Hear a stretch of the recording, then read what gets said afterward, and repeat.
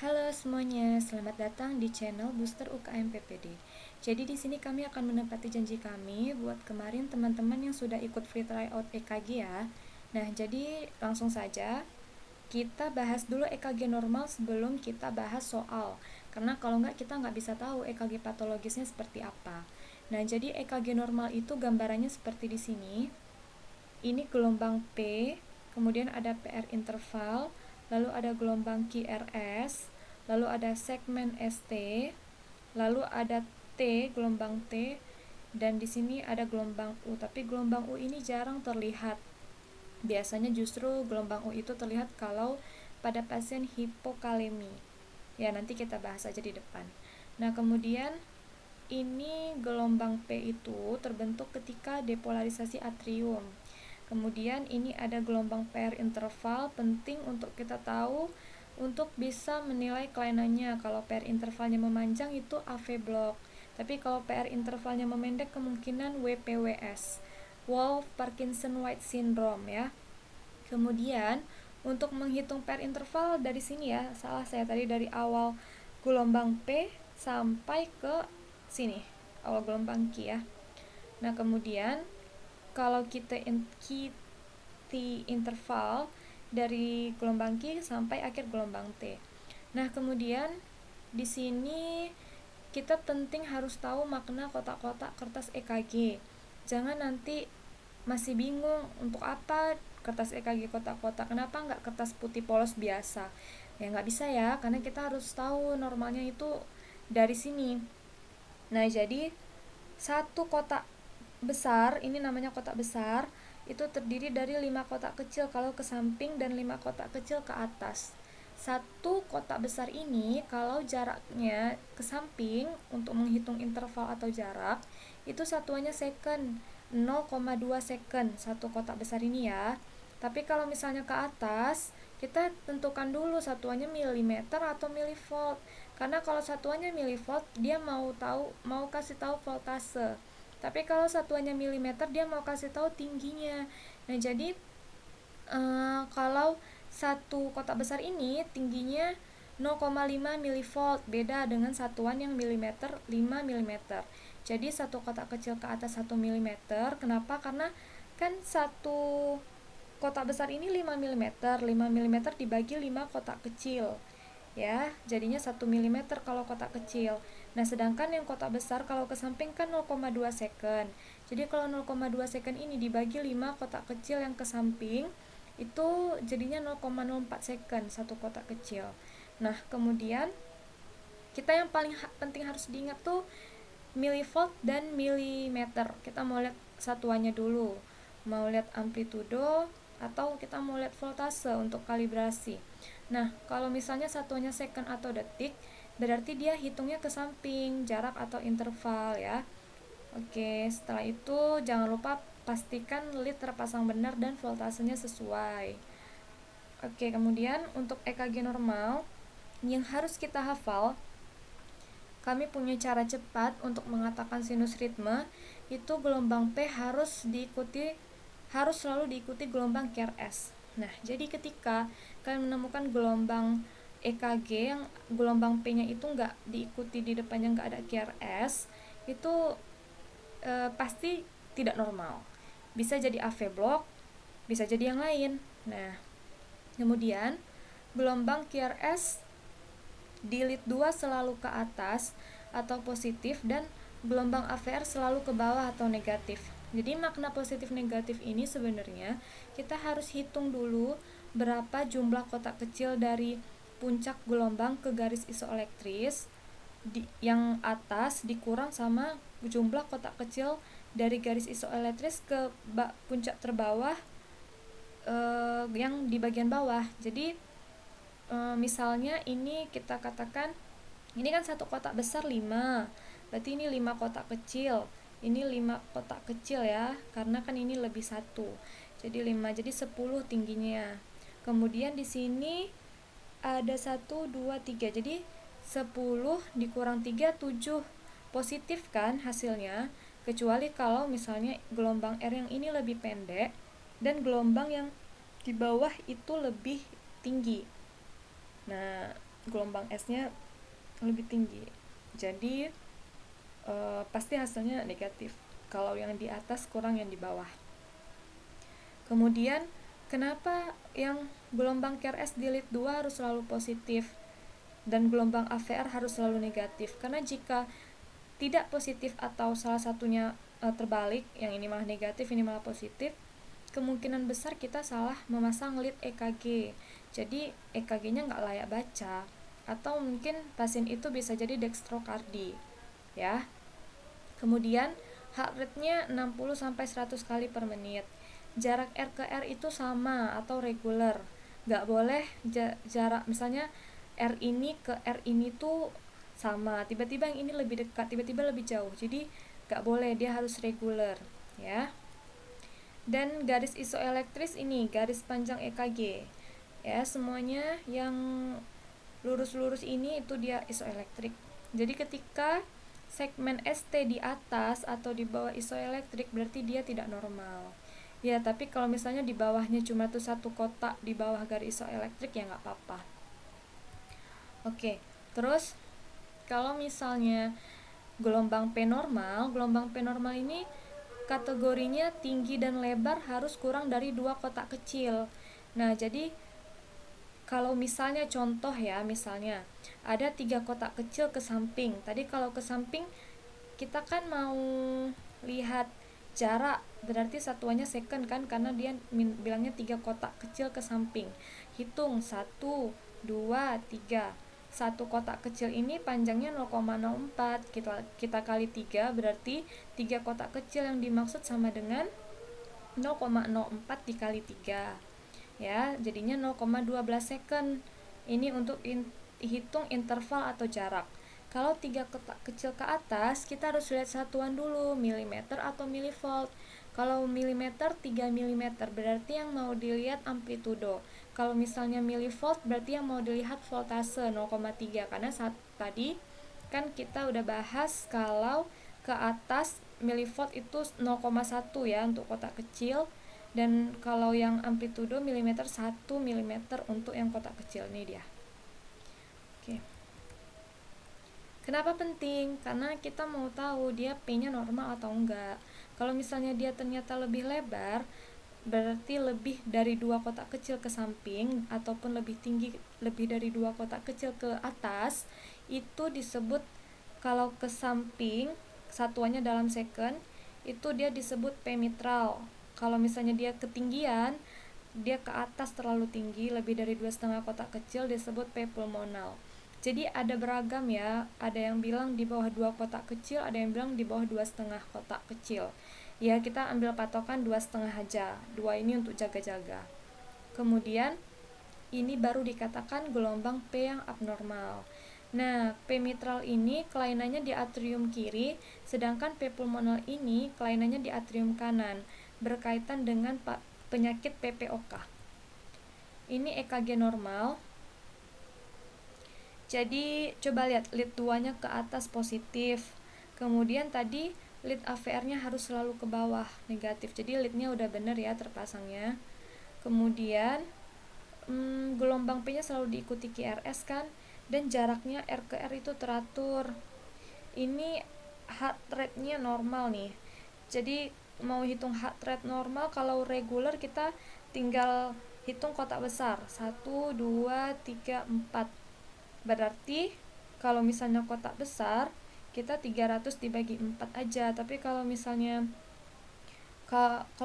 mau hitungannya pakai kotak kecil, berarti hitung kotak kecilnya dari jarak R ke R. Berapa nih ya? Tadi 1, 2, 3, 4, berarti 4 kali 5 ya. Nah, berarti ini kalau biar cepat saya pakai yang kotak besar. Kotak besar itu berarti kan ada 4. 300 dibagi 4, heart rate-nya 75. Masih dalam rentang 60-100, berarti normal. Nah, makna C ini tuh ini biasa di lead EKG ada nomor-nomornya biar kita mudah untuk memasang EKG. Dibuat nomor C1, C2, C3, C4. Nah, kalau gambaran C1 dia misalnya nanti alat EKG-nya itu kita pasang lead-nya di untuk C1 itu akan muncul gelombang V1. ya. Ini gelombang V1. Untuk alat C2 akan muncul gelombang V2. Untuk alat C3, alat lead prekordialnya yang C3 tuh memunculkan gelombang V3 dan seterusnya. Ini biasanya lead 2 panjang.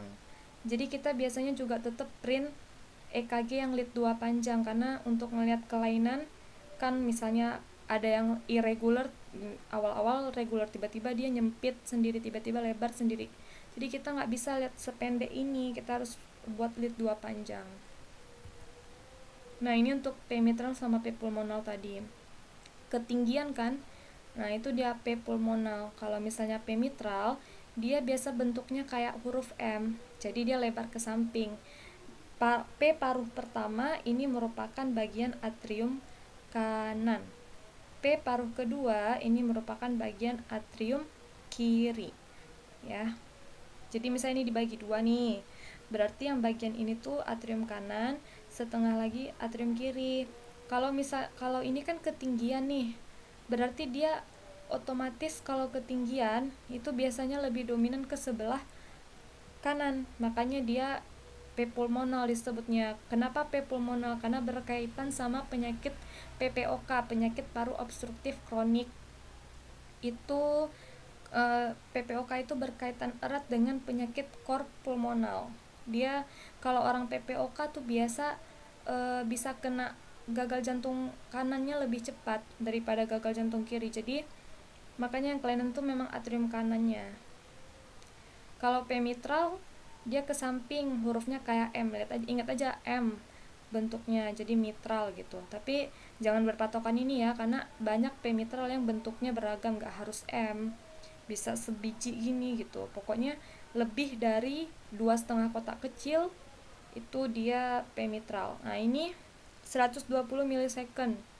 Satuan tuh jangan salah-salah ya. Lihat dulu satuannya milisecond, berarti dia kita kalikan dulu, ubah menjadi satuan second, jadi kan sama dengan 0,12 second. Nah, kalau misalnya 0,12 second, berarti kan sudah 3 kotak kecil ke samping, ya kan, karena satu kotak kecil tadi 0,04 kan, berarti sudah lebih dari 2,5 ya, makanya disebut P mitral, sudah lebar. Untuk EKG normal lagi, PR interval ini normalnya 3-5 kotak kecil. Ini penting sekali diingat untuk kita bisa menjawab soal-soal AV block sama soal-soal Wolff Parkinson White syndrome, ya. Gelombang QRS normal ini dia lebarnya 1,5 sampai 3. Jadi kalau misalnya lebih dari 3 kotak kecil itu biasanya ventricle tachycardy. Ya, pokoknya kalau dia terlalu sempit, kurang dari 1,5, itu biasanya dia kelainannya SVT, tapi ya nggak tentu ya, tapi seringnya gitu. Kalau gelombang T normal, gelombang T itu normalnya kurang dari 1 milivolt. Nah, 1 milivolt kalau misalnya lead dada, kalau misalnya lead ekstremitas 0,5 milivolt. Satuan milivolt loh ya, inget ya. Jadi kan kalau milivolt tadi 0,5 ini berarti sama dengan 5 kotak kecil. Nah, berarti di lead ekstremitas kalau tinggi T-nya itu sudah lebih dari 5 kotak kecil, dia sudah dikatakan T-tall, T-nya terlalu tinggi. Tapi kalau misalnya dia di lead dada itu kurang dari 1 milivolt, tapi dia biasanya lebih dari 0,5 milivolt. 1 milivolt kan 10 kotak kecil berarti ya kurang dari 10 tapi lebih dari 5 kalau di gelombang lead dada. Karena kalau misalnya di lead dada kalian ketemu dia 5 milivolt, itu berarti belum bisa kita katakan hiperkalemi atau T-tall ya. Oke, terus di sini segmen ST, jika elevasi atau depresi lebih dari 2 kotak kecil atau 0,2 milivolt dari garis isoelektrik. Jadi kalau misalnya dia naik lebih tinggi dari garis isoelektrik tadi, S-nya mana sih S-nya? Ini jadi ini kan isoelektrik, tapi dia malah di sini gambarnya. itu dia udah lebih dari 2 kotak kecil, dia udah dikatakan STEMI ya, ST elevasi. Oke. Nah, kita lanjut bahas ya. Nomor 1. Nomor 1, berapa denyut nadi pasien tersebut? Nah, ini kita nggak bisa pakai rumus cepet saya bilang tadi karena dia nggak reguler nih. Nggak reguler, ini 3 jaraknya. Ini lebih dari 3, ini bahkan 1, 2, 3, 4 ya. Nggak reguler, jadi kalau nggak reguler rumusnya lain. Rumusnya kalau menghitung denyut jantung irregular, durasi yang biasa dipakai itu 6 detik. 6 detik itu berarti kalau dikali 10 baru dapat 60 second kan, dianggap 1 menit. Nah, 6 detik itu atau 6 second berarti dia 30 kotak besar, karena tadi satu kotak besar 0,2 second.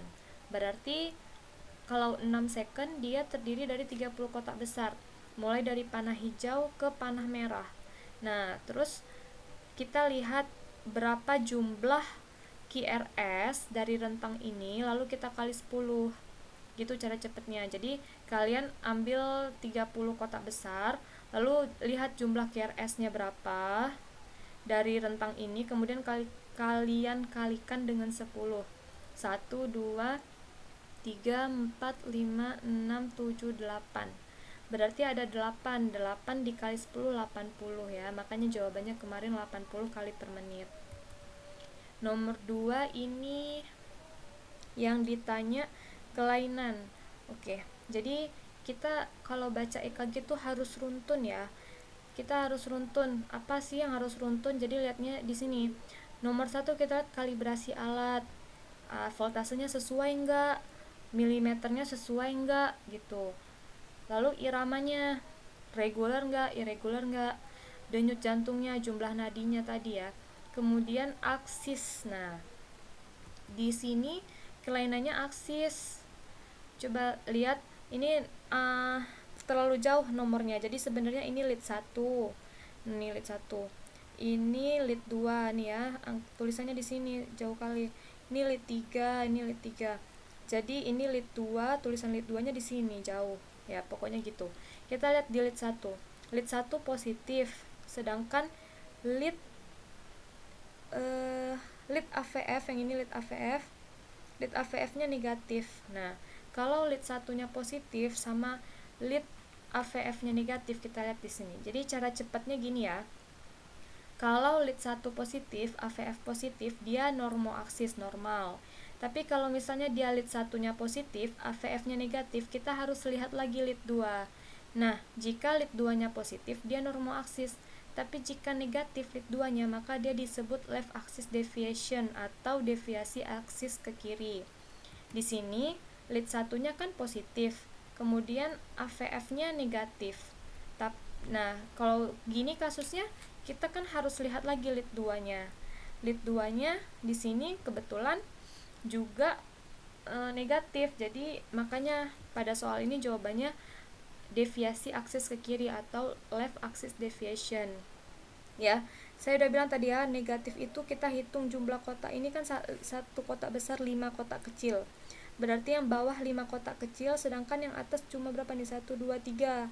Jadi 3 dikurang 5, atas kurang bawah, 3 kurang 5 minus 2. Berarti dia negatif nilainya. Oke, berarti dia gitu.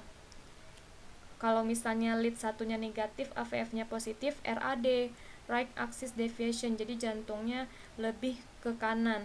Kalau biasa nih pasien PPOK gitu. Kalau lead 1 negatif, AVF negatif, sangat-sangat ekstrim axis deviation, ekstrim right axis deviation, jadi dia sangat condong ke kanan. Mungkin pada pasien dextrokardi bisa ya. Nah, kemudian di sini untuk nomor 3. Nah, ini soal nomor 3 ini soal paling gampang sebetulnya, tapi tidak ada satupun yang berhasil menjawab benar. Bayangin ya, dari kalian semua yang daftar TO kemarin, soal ini gak ada satupun yang jawabnya benar. Semua rata-rata jawabnya sinus takikardi. itu tandanya kalian tidak teliti. Kenapa? Karena di sini speednya 12,5 mm second. Nah, jadi sudah dibilangkan tadi, lihat kalibrasi alat, irama, denyut jantung, aksis gelombang P dan lain-lain secara berurut. Nah, jadi di sini lihat dulu kalibrasi alatnya. Kecepatan standar yang biasa dipakai itu 25 mm second. Jadi kalau dalam 1 detik perekaman, ini makna 2 mm second ini dalam 1 detik perekaman itu terpakai kertas sepanjang 25 mm. Nah, seandainya kecepatan diubah jadi 12,5 mm second, seolah-olah akan tampak seperti takikardi karena dalam 1 second dia hanya membutuhkan 12,5 mm kertas. Jadi dia padahal seharusnya normal, jadi seolah tampak seperti takikardi. Nah, jadi gitu ya, nggak boleh terburu-buru dalam menjawab soal. Lihat dulu papernya, lihat dulu amplitudonya. Kemudian di sini untuk nomor 4 lagi juga banyak yang salah kemarin, tapi ada beberapa yang jawab benar. Nah, ini dia seorang koas lagi stase kardio, lihat EKG kayak gini, gabuk dia. Gimana nih ya, ini normal nggak ya, telepon konsulen nggak ya, gitu ya. Kita lihat baik-baik ya. Oke, kita lihat dulu amplitudonya 25 mm, maksudnya kalibrasinya 25 mm per second. Oke, tapi amplitudonya cuma 5 mm per milivolt. Jadi berarti ini kan wajar ya, ini tuh voltasenya pendek-pendek kayak gini karena cuma 5 mm ya. Jadi seharusnya kan standarnya tuh 10 mm volt, sedangkan kita cuma pakai 5 mm volt. Makanya seolah-olah ada kelainan nih pasien ini, padahal tidak ada, cuma kita aja yang kurang teliti. Jadi apa jawaban yang paling tepat? Lakukan rekaman EKG ulang lalu perbaikan teknis. Kemudian di sini untuk nomor 5 itu pada saat mendengar bunyi jantung S1, gelombang apa yang akan terbentuk? Nah, di sini ya, lihat ya gambarannya. Jadi pada gelombang QRS, ini kan gelombang P, lalu gelombang QRS, lalu gelombang T, gelombang U. Jadi secara bersamaan gelombang QRS ini bunyi jantung 1. Nah, apa sih bunyi jantung 1 itu? Bunyi jantung, jadi gini ya, bayangin darah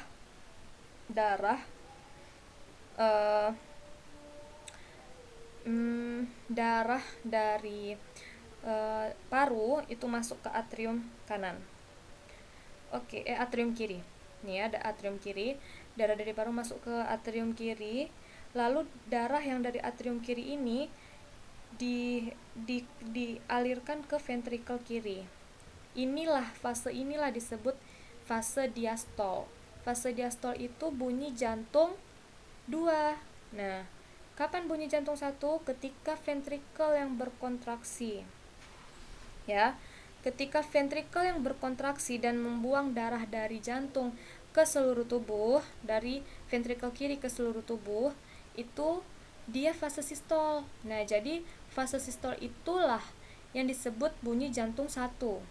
Nah, jadi ketika ventrikel yang berkontraksi atau depolarisasi ventrikel itu kan tadi gelombang QRS ini kan maknanya depolarisasi ventrikel.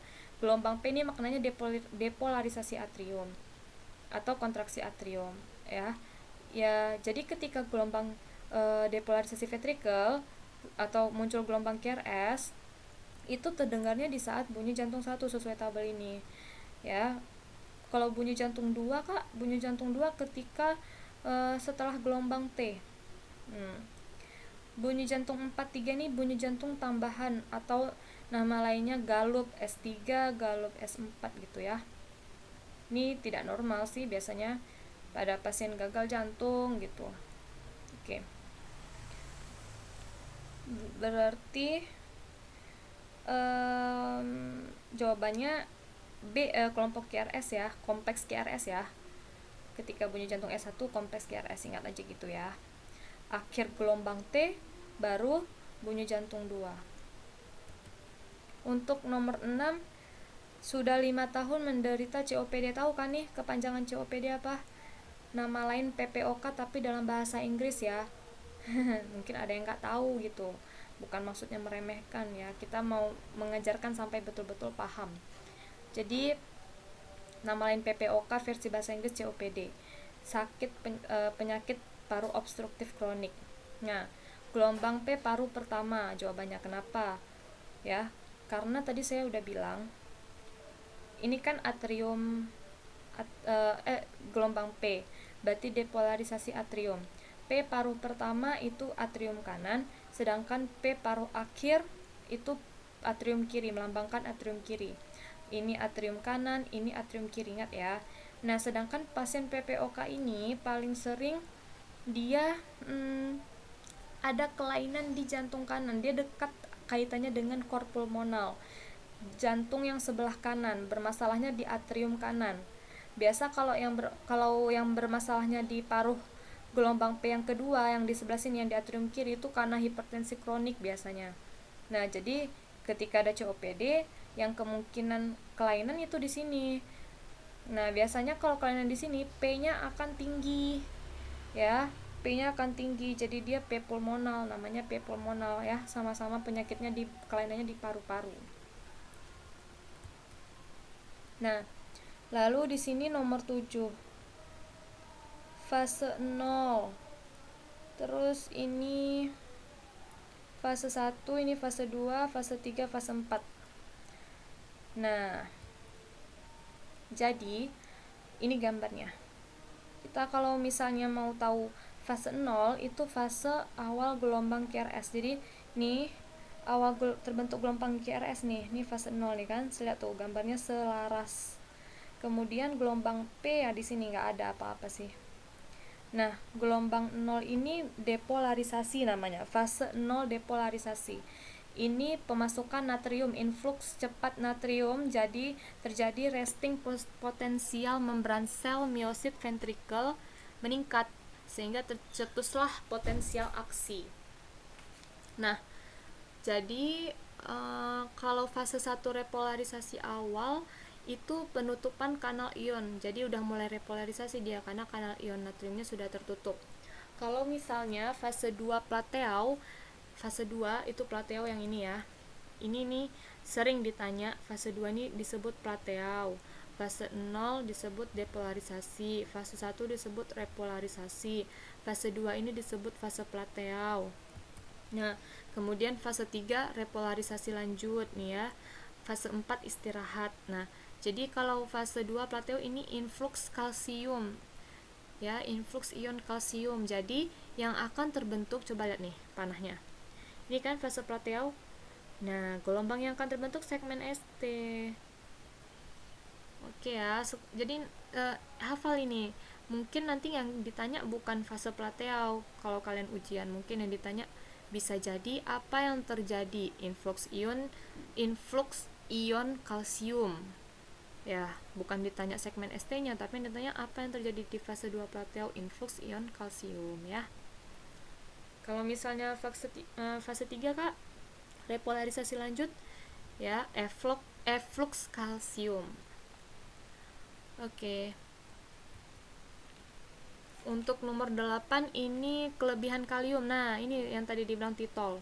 Saya jelasin titol tadi di depan. Kalau di lead precordial lebih dari 10 kan, normalnya dia kurang dari 10 tadi kan, syarat normal di depan.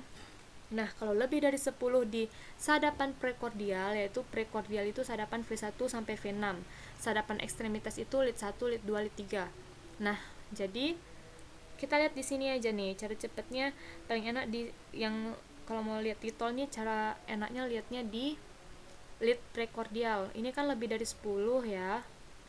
Lebih dari 10. Ini lebih-lebih lagi, lebih dari 10 nih. Ini kan garis isoelektriknya nih. Ini garis isoelektriknya. Ini juga garis isoelektriknya ya. Jadi sebenarnya awal-awal memang susah kita baca EKG nentuin garis isoelektrik aja. Aduh, yang mana ya? Aku kok nggak nampak ya gitu. Ya memang harus sering-sering ya, Dek, buat buat baca EKG harus sering-sering lihat EKG, baru kita tahu yang mana isoelektrik. Oke, jadi ini kelebihan kalium ya. Jadi kalau titol T-nya itu ketinggian, biasa hiperkalemi, kelebihan kalium. Kalau gelombang U kayak tadi, mana nih? Nih bisa normal tapi bisa juga seringnya tuh hipokalemi, karena normal biasa gak nampak malah gelombang U-nya kecil dia. Kalau dia besar nampak, malah itu kita curiganya hipokalemi, kekurangan kalium. Kalau ini kelebihan kalium nih, ketinggian nih gelombang T-nya. Oke ya. Nomor 9. Nah, EKG-nya bentuk M, P-nya loh. Tadi apa? Kalau gelombang P bentuk M, mitral. Nah, ini chartnya M mitral, tapi jangan berpatokan dengan ini karena ada P mitral yang bentuknya tidak seperti M. Tapi kita patokannya lihat lebarnya nih, nih 1 kotak kecil, 2, 3, berarti 3 kotak kecil ya, berarti udah lebih dari 2,5 kan, berarti dia udah P mitral. Kita lihat ada P pulmonal nggak? 1, 2. Jadi ini kan isoelektriknya nih, ini isoelektrik. Kita hitung dari puncak sini ke sini. 1, 2, cuma 2, berarti nggak ada ya P pulmonalnya. Ya kadang-kadang ada juga yang dia tumpang tindih. P pulmonal ada, P mitral ada juga. Jadi tinggi dan dia ke samping. Oke, ini cuma P mitral aja ya jawabannya. Nah, kalau P mitral tadi kelainannya di atrium kiri. Kalau misalnya P pulmonal, dia kelainannya di atrium kanan. Oke. Nomor 10 ini torset de Poing ya, sesuai gambarannya bentuknya kayak kumparan, kayak per gitu. Ya ini emang khas ya, nggak bisa dijelasin lagi, memang bentuknya udah jelas banget nih, kayak per, kayak kumparan gitu. Ini torset de Poing, dia besar, kecil, lebar lagi, kecil lagi ya gitu. Kalau misalnya oh ya, kalau torset de Poing ini irregular ya, inget ya, dia VT, ventricle tachycardy yang irregular. Kalau misalnya dia, ini kan mirip-mirip nih sama ventricle tachycardy. Kalau ventricle tachycardy dia regular. Nah, kalau torset de Poing dia irregular. Sekilas kayak teratur, tapi dia sebetulnya irregular. Jadi tata laksana algoritmanya beda. Kalau torset de Poing itu devip. Kalau ventricle tachycardy belum tentu devip. Kita lihat dulu ada nadi atau enggak. Kalau nadinya masih ada, dia kardioversi tersinkronisasi. Itu biasanya ya kardioversi tersinkronisasi 100 joule. 50, 100, iya 100 joule. Kalau misalnya torset de Poing devip atau nama lain defibrilasi kardioversi tidak tersinkronisasi ya. Oke, nomor 11 asistol ya. Kalau kalian nggak tahu juga ini, aduh dek, semoga kalian bisa lebih rajin lagi belajar setelah ini ya. Jadi kalau ini soalnya di sinetron aja banyak nih yang kalau udah garisnya lurus kayak gini, itu udah meninggal aja tuh, udah pada sedih-sedih tuh kalau di film-film sinetron ya kan. Udah nggak ada lagi gitulah, padahal ya sinetron Indonesia ya kan. Terus jadi kalau misalnya asistol gimana ya? Kalau asistol ketentuannya tuh RJP 20 menit maksimal ya, atau dapat dihentikan kalau yang penolongnya kelelahan ya. Jadi kita di soal ini memang kurang lengkap, tapi kalau soal cuma memberikan info sekian, kita hanya boleh berpikir sekian, nggak boleh kita asumsi pribadi kita, oh mungkin dia baru aja nih jatuh, oh mungkin dia apa gitu, nggak boleh ya. Jadi misalnya di soal tidak disebut, anggap saja tidak seperti itu. Nah, jadi kalau misalnya di soal ini kan pasien di bawah IGD terletak di jalan, kita nggak tahu udah berapa lama tergeletak. Terus EKG-nya asistol, nadinya tidak teraba, berarti tidak ada aktivitas jantung. Nah, kemudian di soal juga sudah dilakukan RJP 5 siklus tapi tidak ada perubahan.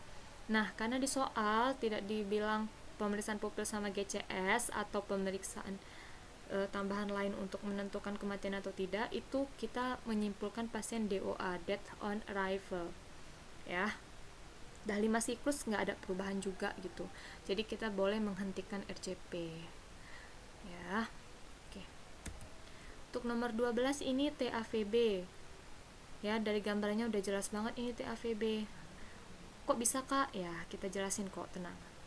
Jadi nama lain TAVB itu banyak. Oh ya, satu lagi kan, kalau mau bisa jawab soal UKDI juga ya, itu nama lain kalian harus hafal. AV block derajat 3, total AV block nama lainnya, atau disingkat TAVB gitu. Nah, TAVB ini coba kan tadi apa syarat sinus ritme? Gelombang P harus diikuti QRS. Di sini gelombang P di mana, QRS di mana? Ini P, tapi depannya nggak ada QRS. Ini P juga, nggak ada QRS, jauh kali, nggak mungkin segini. Terus ini P, nggak ada QRS juga gitu, ya, nggak jelas. Nah, itu udah TAVB kalau gelombang P dan gelombang QRS-nya sudah berjalan masing-masing, udah putus dia, udah nggak bersama lagi, disosiasi dia. Nah, jadi gelombangnya gimana ya, cara bedain dengan AV block yang lain gitu, meskipun udah berjalan masing-masing. Kalau bagi pemula sulit loh membedakan ini TAVB atau AV block derajat 1 atau AV block derajat 2. Lihatnya gini aja, jadi R ke R itu dia harus sama jaraknya, P ke P jaraknya juga harus sama, ya, gak boleh beda-beda, ini sama. Ini kenapa ini nggak mungkin kan panjang gini, jadi kemungkinan P-nya tuh masuk di sini, karena kalau TAVB bisa loh gelombang P itu tumpang tindih dengan QRS ya, jadi kemungkinan jaraknya ini tetap sama kan, ini sama ke sini sama ke sini, di dalam ini tumpang tindih, di sini sama lagi ya gitu, ya. Oh ya, untuk tata laksana jangan terkecoh. AV block derajat 2 Mobitz 2, ya, ingat ya, AV block derajat 2 yang Mobitz 2 dan TAVB atau yang AV block derajat 3 itu tata laksananya pacemaker. Gak bisa lagi pakai obat-obat, gak bisa lagi. Jadi memang harus pacemaker. Kenapa? Karena di derajat 2 Mobitz 2 saja itu sudah terblok antara SA node dengan AV node tuh memang udah nggak nyambung lagi, jadi memang harus dipasang pacemaker. Kalau UKDI tuh pernah tuh ditanya kayak gitu waktu kami jawab soal, ya, ada kok pertanyaan yang seperti ini.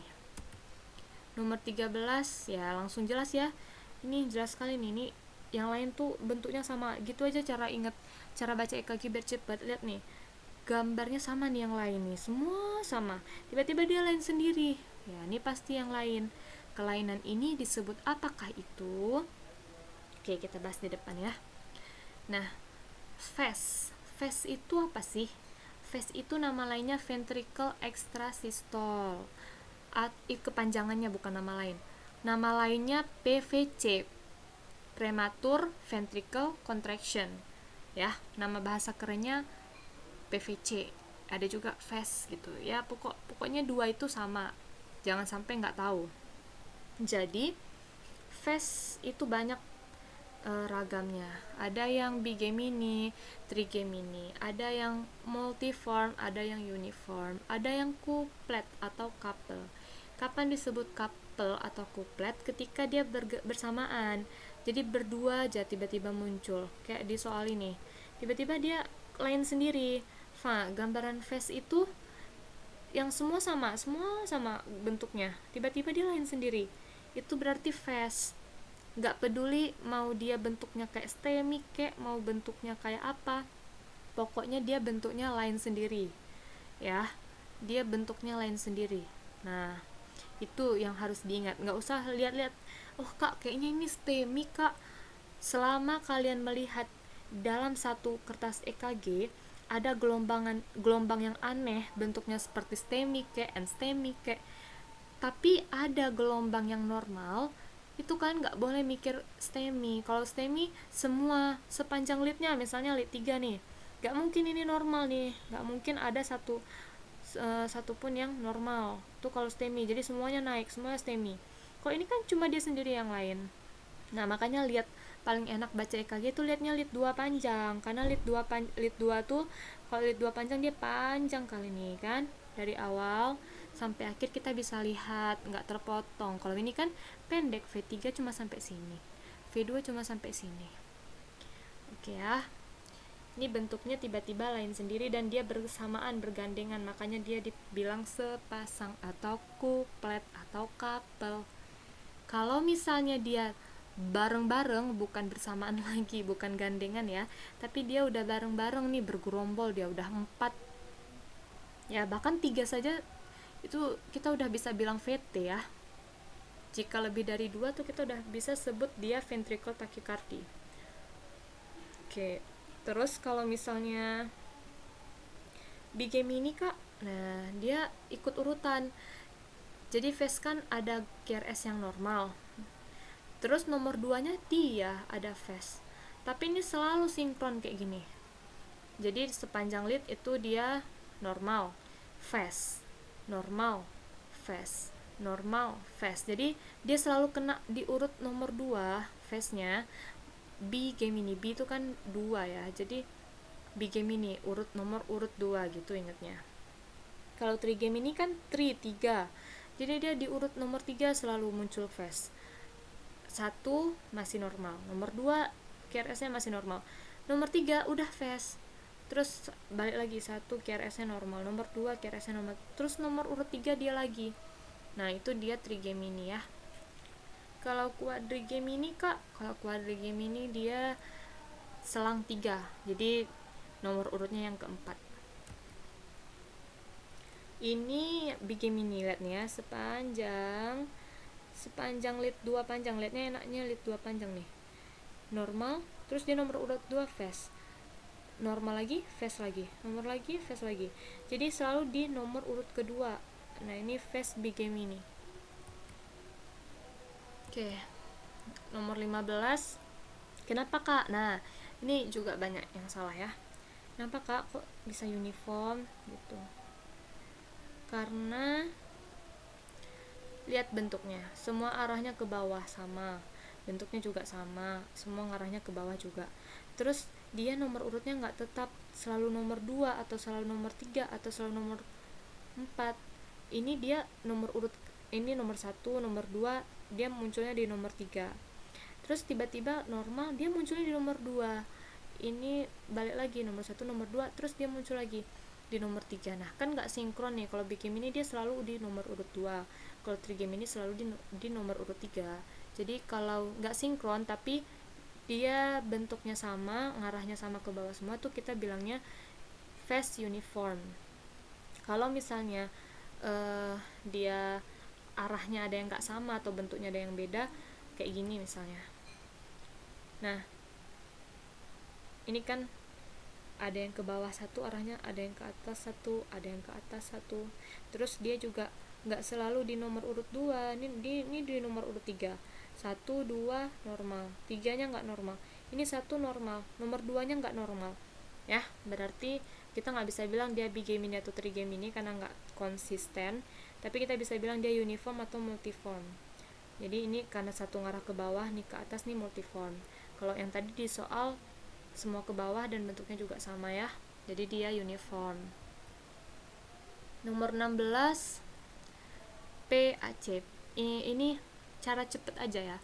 PAC itu dia, kalian lihat aja gelombang P, tiba-tiba P nya beda sendiri, sama kayak PVC atau phase ya, tiba-tiba muncul sendiri aja gelombang P nya aneh, beda sendiri, lebih sempit lah, lebih lonjong lah. Kalau P pulmonal harusnya semua kayak gitu, semua harusnya lebih tinggi. Kalau ini enggak, yang lain ada normal, tiba-tiba dia lain sendiri. Intinya kalau dia berbeda dari yang lain, kalau yang berbeda itu kompleks QRS PVC, kalau yang berbeda itu kompleks gelombang P berarti PAC. Nomor 17 perikarditis. Nah kenapa nih? Karena semua lead hampir ST elevasi. Ini ST elevasi ya, semua. Dan ST elevasi pada perikarditis itu beda, nggak kayak STEMI, dia ada cekukan ke dalam kayak gini nih. Ya, ada cekukan, dia cengkok cekok gitu. Dan dia biasa ada mendukung klinisnya kan, ISPA, suhunya demam, nyeri tajam seperti ditusuk-tusuk. Kalau miokarditis, faktor resikonya itu biasanya dia bisa karena ada riwayat ISPA juga bisa, cuma dia paling sering tuh riwayat infeksi gigi ya untuk miokarditis. Endokarditis biasa karena ada jarum suntik. Oke, gitu ya. Nih, lihat nih. Kan hampir semua ST elevasi nih. Hampir semua lid. Cuma dia ada cekukan. Nomor 18. Dua dari EKG-nya udah jelas nih, kardiak tamponet ya. Kita lihat klinis. Oke, sesak hebat, gelisah, pucat. Peningkatan JVP. Oke. Kenapa kami yakin kardiak tamponet? Triasback apa? Ya, emang nggak memenuhi triasback ya, hipotensi, peningkatan JVP ya, cuma dia dari EKG lihat nih, pulsus QRS nya alternans, satu tinggi tiba-tiba satu lagi pendek, satu tinggi tiba-tiba satu pendek, satu tinggi tiba-tiba satu pendek. Jadi tinggi kompleks QRS tidak sama, atau amplitudo kompleks QRS tidak sama, tingginya tidak sama, naik turun selang-seling. Nah ini dia, jelas nih kalau udah dibuat titik, ini naik, ini turun, naik turun, naik turun, dah kayak apa aja ini ya, naik turun, naik turun. Oke, gitu ya. Nomor 9, ventricle fibrilasi ya, gambarnya udah jelas banget nih. Kalau ya memang nggak jelas gitu, itu yang khas dari ventricle fibrilasi, dia tidak jelas, kita nggak tahu P-nya mana, nggak tahu ke kompleks KRS nya juga nggak sama, beradul kayak gini, kayak apalah ya, kayak ini tali charger HP kalau dilipet-lipet ya gitulah ya, kurang lebih hancur, dia hancur, gak jelas intinya. Itu ventricle fibrilasi ya. Oke deh. Nah ini VT kan, kalau VT dia jelas tuh. VT tadi apa, kompleks QRS nya lebar ya, lebih dari 3 kotak kecil, ini kan lebih banget, jadi ini VT ya, karena dia sama dan dia jelas, tidak seperti VF, ventricle fibrilasi memang gak jelas ya. Nah kalau ini fast, ini normal, pokoknya dia lain sendiri di satu lead, dalam satu lead dia beda sendiri, itu udah pasti fast. Kalau STEMI satu lead itu kalau ada kelainan ya semuanya kelainan gitu. Oke. Nomor 20 ini VF juga. Nah, tata laksana. Oke. Tata laksananya di sini nggak ada. Ini dia. Jadi kalau tanda red flag ini harus dihafal. Ini tata laksana takikardi ya. Jadi dia termasuk takikardi. Sebenarnya ini masuknya ke henti jantung ya. Tapi kan di situ juga ada kardioversi tidak tersinkron, bisa lah. Nah, ini dia pasien tidak sadarkan diri. Itu berarti tanda red flag. Tanda red flag itu pasien tidak sadarkan diri, hipotensi, kemudian nyeri dada iskemik, terus dia hipotensi, nyeri dada iskemik, shock ya, acute heart failure, red flagnya. Nah kalau pokoknya hemodinamiknya tidak stabil, lalu nadi kita pastikan tidak teraba, itu cardiac arrest, masuknya ke algoritma henti jantung ya. Nah di sini pada pasien cardiac arrest, aritmia, VT-VF. Nah kalau misalnya nadi tidak teraba tapi aritmianya tuh VT sama VF, kita defib. Nama lain defib itu kardioversi tidak tersinkronisasi. Oke ya. Kalau kardioversi tersinkronisasi berarti bukan defib tapi kardioversi gitu. Oke, bedanya gitu aja sih. Nomor 21 ini. Nah, ini kan VT nih. Ini kita lihat di algoritma ini. Nah, kalau VT, coba lihat nih, QRS-nya lebar, tapi dia teratur, reguler.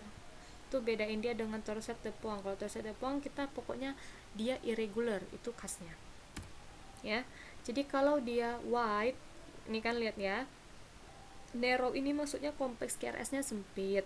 Wide ini maksudnya kompleks QRS-nya lebar. Jadi kalau kompleks QRS-nya itu lebar dan dia reguler, berarti dia kita lakukan kardioversi 100 joule. Nah, nama lain kardioversi tersinkronisasi. Kalau defib, nama lainnya kardioversi not synchronized, ya, itu nama lain defibrilasi.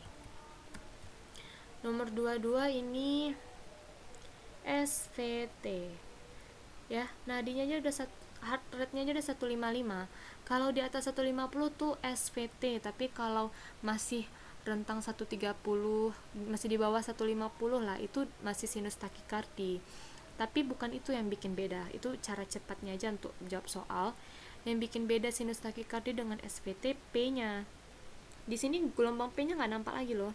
Ini langsung gelombang T, nih tiba-tiba muncul, itu juga sedikit kok. Hampir tumpang tindih nih, ada yang tumpang tindih ya kan. Nah, udah T, kalau T sama P udah tumpang tindih, SVT. Nah, SVT aja namanya apa? Supraventricular tachycardia. Di bagian atas ventrikel ya atrium gitu. Jadi memang itu cara cepatnya. Kelainannya memang pada atrium ya. Kalau kelainannya pada ventrikel ya VT, ventricle tachycardia, kelainannya pada ventrikel gitu aja. Intinya kan tadi apa? Atrium. Kalau gelombang P-nya yang bermasalah, ini kan P-nya nggak nampak. Nah, kalau gelombang P-nya yang bermasalah berarti kelainannya di atrium. Tapi kalau gelombang QRS-nya yang bermasalah, itu berarti kelainannya di ventricle. Nomor 23 sama juga. Ini ventricle tachycardia, nama lainnya ventricle monomorphic ya. Ini kan sama nih, QRS lebar ya, sama-sama. Oke. Nomor 24 atrial fibrilasi ya. Cara cepatnya langsung lihat nih. Kalau ada disebut di soal irregular, langsung suspek fibrilasi gitu. Kecuali kalau bentuknya kayak kumparan tadi, ya mungkin torset de Pointes karena irregular juga gitu ya. P memang nggak jelas dia, kita nggak bisa lihat P-nya, nggak tahu yang mana. Tapi dia irregular, itu yang membedakan dia dengan flutter. Kadang-kadang flutter itu tampilannya seperti fibrilasi loh P-nya, dia tidak runcing-runcing, tapi dia regular. Nah itu flutter, jangan kalian jawab fibrilasi ya. Ini kebetulan soalnya kami kasih bonus ya. Harusnya kemarin rencana mau kasih soal yang gitu, yang menjebak ya. Jadi pokoknya regular irregularnya yang bedain dengan flutter, bukan bentuk gelombang P-nya ya. Ini SVT juga, tapi kalau SVT yang stabil itu tata laksananya pijat karotis ya, atau vagal reflex, atau bisa juga kita suruh dia ngedan. Bahkan pasien pipis aja juga bisa karena ngeden ya. Pipis dia bisa juga hilang SVT yang stabil ya. Pijat karotis nggak boleh kedua belah ya, cuma boleh sebelah.